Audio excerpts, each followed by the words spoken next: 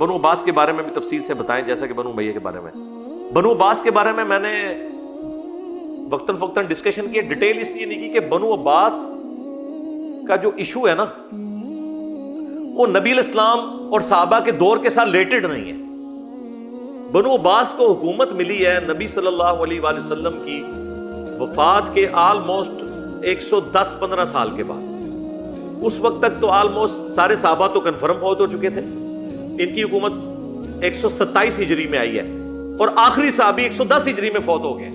ابو طفیل عامر بن واصلہ رضی اللہ تعالیٰ شیعان علی میں سے تھے. جنگ جمل صفین نہروان تینوں لڑی ہوئی ہیں انہوں نے. ان کے بعد روئے ارض میں کوئی بندہ صحابی ہونے کا دعویٰ کرے تو محدثین کہتے ہیں وہ کذاب ہے. یہ آخری صحابی جو فوت ہوا ہے حضور کی وفات کے 100 سال کے بعد فوت ہوئے ہیں. وہ 8 سال کی عمر میں حضور کی زیارت کی ہوئی ہے انہوں نے. ابو طفیل عامر بن واصلہ انہوں نے کئی حدیثیں مولا علی سے روایت کی ہوئی ہے. تو یہی آپ کو پتا ہے جب وہ مولا علی جنگ صفین کے موقع پر سنن نسائی الکبریٰ المستدرک الحاکم میں آتا ہے, میں نے کربلا والے ریسرچ پیپر میں بھی ڈالا ہے, جب مولا علی صحابہ سے کہتے ہیں کہ گواہی دو نا میرے لیے, حضور نے نہیں کہا تھا من کنت مولا فہذا علی مولا, تو 12 صحابہ وہاں پہ کھڑے ہوئے گواہی دینے کے لیے. ابو طفیل بن عامر بن واصلہ کہتے ہیں میرے دل میں نا تھوڑی بات آئی کہ یہ بات صحیح ہے کہ نہیں. میں وہاں سے اٹھ کے زید بن ارقم کے پاس آیا, سینئر صحابی کے پاس. تو انہوں نے کہا کہ اللہ کے نبی جب یہ بات کر رہے تھے میں بھی وہاں پہ غدیر خم پہ موجود تھا. یہ وہی ابو طفیل عامر بن واصلہ ہے. تو ابو طفیل عامر بن واصلہ فوت ہو گئے. اب 127 ہجری میں بنو عباس ہے. اب بنو عباس کا تعلق چونکہ نبی علیہ السلام کے مبارک زمانے سے نہیں ہے, صحابہ کے زمانے سے نہیں ہے, تابعین میں بھی ایسا نہیں, تبع تابعین میں مین ان کا رول آیا ہے. تو اس لیے احادیث کی کتابوں میں ان کے بارے میں وہ ڈیٹیلز نہیں ملتی ہیں.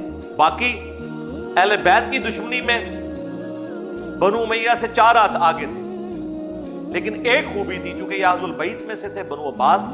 تو صحیح مسلم میں زید بن ارقم سے پوچھا گیا کہ آل محمد کون ہے, تو انہوں نے کیا کہا تھا, آل علی, آل عباس, آل جعفر اور آل عقیل. تو چونکہ یہ اہل البیت میں سے تھے تو مولا علی کے لیے بہت رسپیکٹ رکھتے تھے. یعنی ممبروں سے وہ سب و شتم کا سلسلہ ختم ہو گیا.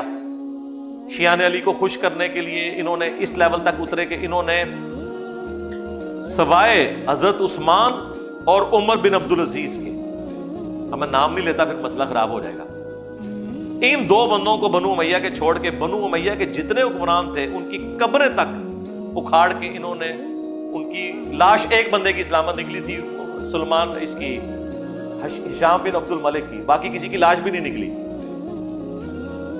اور ان کی ہڈیاں جو ہے نا انہوں نے نا, اور یہ تو نکل, ان کے بڑے امام نے البدایہ والنہایہ میں تاریخ ابن کثیر میں لکھا ہے, تو یہ تاریخ میں ملے گا نا.